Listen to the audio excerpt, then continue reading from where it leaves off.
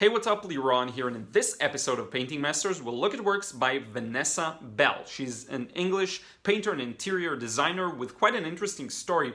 I actually wrote down some notes for myself because I'm not good at history and remembering things. So she was a member of the Bloomsbury Group, which was a loose art collective in the first half of the 20th century, actually together with her sister, Virginia Woolf. Who was also a prominent writer and I think one of the pioneers of the stream of consciousness kind of narrative device in writing, which is really fascinating. I'll link down below to the Wikipedia page so you can read about everything. She lived from 1879 to 1961. She was the eldest sister of, I think it was 6 siblings in a blended house, so some of them were half siblings. Just an interesting story overall, and I want to show you something a little different. So with that being said, let's jump into her paintings. So we'll get started, and probably with her most famous painting, the Memoir Club. All of these paintings have interesting stories behind them. I will admit I didn't research them all, but this one is just nice because I know that she is one of the people in this painting, and it's probably based on a meeting of their art collective of the Bloomsbury Group. So it's just cool, and it's one of the famous ones that kept popping up. And if I look at it on a technical level, because some of the paintings I'm going to show you are very different from the usual things, I will say that the impression is really good of the scene and the people sitting there and the light and shadow. It works really well for me. And there's a lot to talk about besides the technical, obviously, but for this one, it's one of the things I love the most. It's funny enough, one of the things that I love the most here is actually the blue brush marks on the couch here. They're just done in a very clever way to convey this kind of a texture and also the three-dimensionality of the object. So I really like that. Now, funny, I found 2 pictures of this one with very different colors because I'm not sure what the truer to original one is. I wanted to show you both. So that's one. And here's again the other one. This one obviously a bit more bright and cooler colors, I would assume.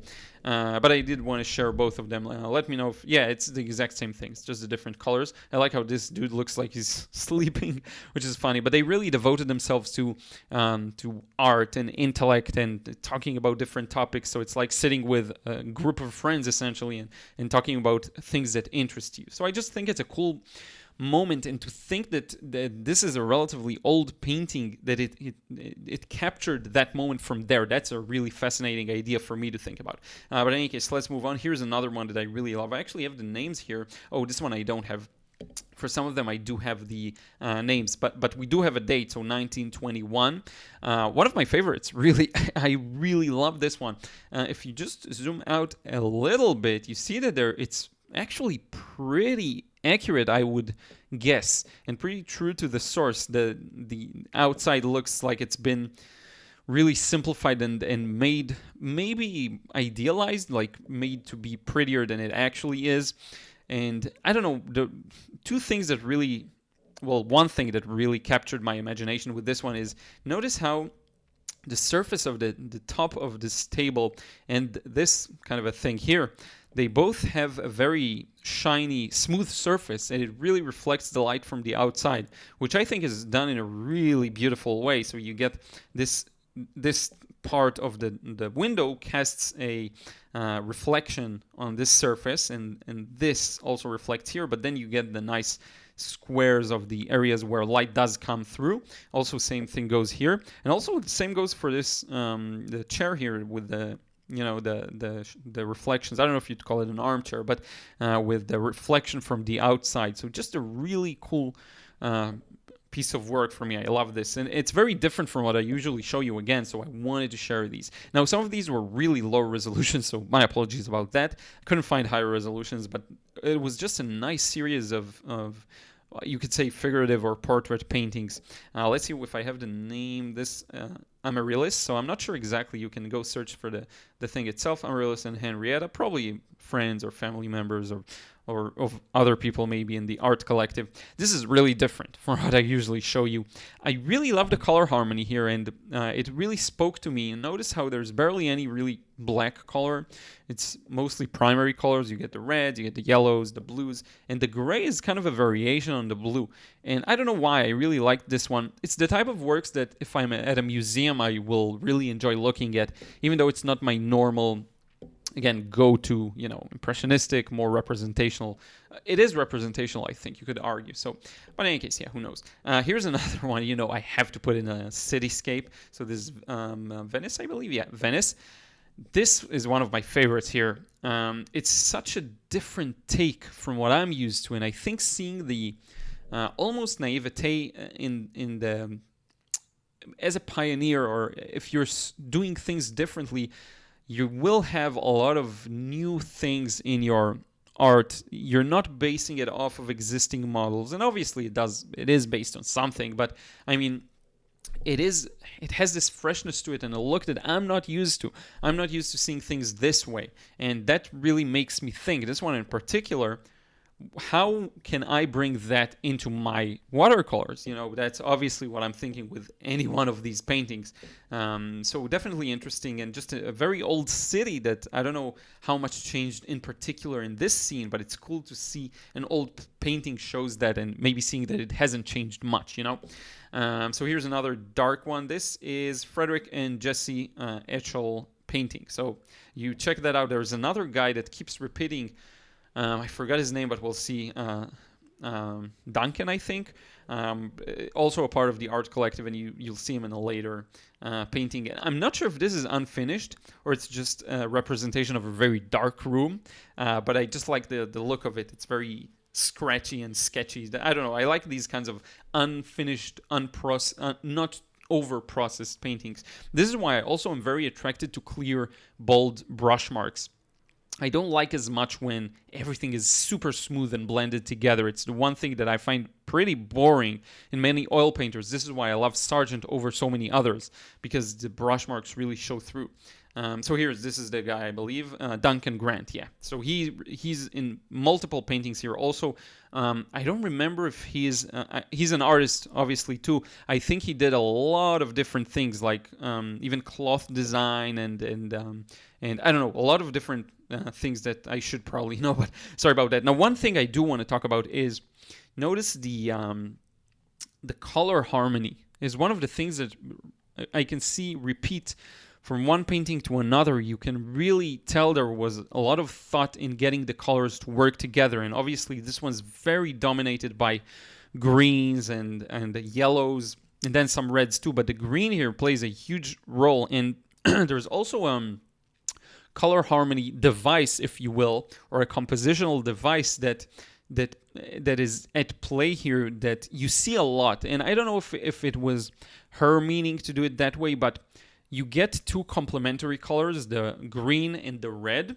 And what she does here, it seems to me, is have one muted and one vibrant, and that's something that's very common to see. So the green here is fairly muted, it's dumbed down, it's blue maybe, but then the red is very strong and vibrant, especially with this pillow here, and then also some of the peaches or whatever that is. So that's a really cool way of doing things. You see muted green, olive almost, and then a very vibrant red. Sometimes it'll be the reverse, it'll be a vibrant green and a muted red. But it's a kind of a composition or harmony thing that you see in many paintings. And there aren't really any rules to composition as we learn more and more. You can break pretty much every rule. So I can't really say that this was necessarily on purpose, but it works well. Maybe just, the way her eyes saw the scene and found this aspect attractive. And it's funny to think that, like, if you look at the table, I'm not even sure the perspective makes sense, because I think the oval should be thinner, not as thick as it is, but who knows, it still looks really good. Next up, we have another one, I believe. Oh no, that's Quentin Bell reading. So I don't know who that is, but you tell me in a comment down below, but it's a really nice one. A series of paintings I found on one website that I really liked. This is really cool, and this is Fitzroy Street interior. What I love about this is, especially if we zoom out a bit, there's a very interesting sense of depth here that stems not necessarily from the saturation or something like that, more from the value, but it's actually the reverse of what you usually see. So when I paint a cityscape, I create depth by making the background lighter and making it a little more muted. But here it's the opposite. The background is darker, which makes you feel like it's more inside the room, which makes it feel more behind the vase, which I think is really cool. A really nice way of creating the sense of depth. And it's also very nuanced. There isn't it's not a huge contrast between the two, but it still shows. If you look at the darkest spots here, they're not as dark. They're not fully black, especially if you compare, for example, this section to the black around the image, So there's a lot to talk about when it comes to nuances. A lot of the devil's in the details, as they say. So I don't know, I really love this one. Here's another really cool one. I believe one of them is our Grant dude from before, probably this one, but who knows. Drinking and talking, and you see some notes and maybe some books open. Just a cool way to capture a moment in time, I guess. I love how the lamps here cast a shadow upwards from of the paintings, and it seems like the paintings are kind of loosely hung, so there's a gap between the walls, so really capturing all these small details. Look at the carpet. I mean, this is really a historic relic, I would say. I don't know, I love it. It's so different from what I usually see. But this is, again, the type of work that I'm really attracted to when I'm visiting a museum or trying to look at things that are beyond my usual stuff. Is this a seascape with a boat here and a dock? I think it is. That's really cool. So next up, and I had to finish with something that's more typical of me, a landscape or a nice little thing with trees and the house. And one thing I will point to again is the color harmony. It's very subtle, and there's the entire palette is very green and kind of milk blue and a bit of purple, and it's very subdued. Nothing jumps at you too much. And one of the things that in my art I try to do is I try to sometimes exaggerate the colors and the saturation and the contrast. But here you don't see that, and it looks beautiful to me. And the walls, it's very subtle cream, kind of yellowy, warm cream. So I don't know, something about this one really captivated me. And I dare say that if you look at it from a zoomed out view, you'll get a fairly realistic impression of the scene. So not photorealistic, obviously, and still very loose and impressionistic. I love these brush marks here of the trees. But in any case, yeah, this is the last one. I hope you enjoyed this, seeing something a little different, and with that, we can wrap up this episode. So this is it for this one. I hope you enjoyed seeing Vanessa Bell's paintings. I like to change things up once in a while, look at some different things, and then from my own lens, choose also the paintings that are more typical for me to show on this series. So just an enjoyable thing, and if you weren't exposed to an artist now, you can go dig up on them and read some more information. Unfortunately, there weren't many high-resolution photos, obviously, because it's older paintings, but I still think it's interesting, and there's a lot to learn from the naive aspects of doing things in a bit of a different way. As you're a pioneer, you do things differently, and then a sort of a standard is set, and it turns everything into more boring in some senses, I think. So it's just a cool thing to look at. I want to thank you so much. I hope you enjoyed this one. Don't forget to let me know in a comment down below if you have any artists you want me to review from all kinds of fields. I think we're going to soon have a digital artist for the first time here, so I'm widening the horizons, but also classic watercolor type of work. I'll be happy to review anything as long as I feel like I have enough to talk about it and I enjoy it personally. So thank you so much for watching. I hope you enjoyed this one. I will catch you in the next episode.